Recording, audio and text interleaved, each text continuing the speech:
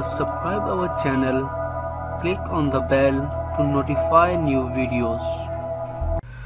अस्सलामुअलैकुम दोस्तों, जनूबी अफ्रीका के सदर ने मुआवजा की धमकी पर घुटने टेक दिए हैं, जिससे मुतालिक डिटेल्स आपसे शेयर करूंगा। जनूबी अफ्रीका के सदर जेकब ज़मा ने हुक्मरान जमात की तरफ से मुआख़ज़ तहरीक अदम एतमाद की धमकी मिलने के बाद कौम से खिताब करके फौरी तौर पर अहदा सदारत छोड़ने और मुस्तफ़ी होने का ऐलान कर दिया है।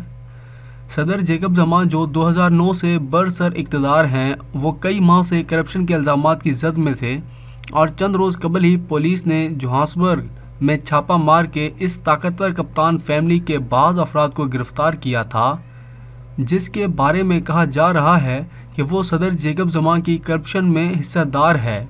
जनूबी अफ्रीका के हुक्मरान जमात ANC की तरफ से अल्टीमेटम दिया गया था कि अगर सदर जेकब मुस्तफ़ी ना हुए तो इनका मुआवजा किया जाएगा और दबाव में लाने के लिए इनके खिलाफ तहरीक अदम एतमाद भी पेश होने वाली थी। सदर जेकब ज़मा ने गुफ्तगू का आगाज़ हल्के फुल्के अंदाज में किया और सहाफ़ियों से पूछा कि आप लोग इस कदर संजीदा क्यों हैं।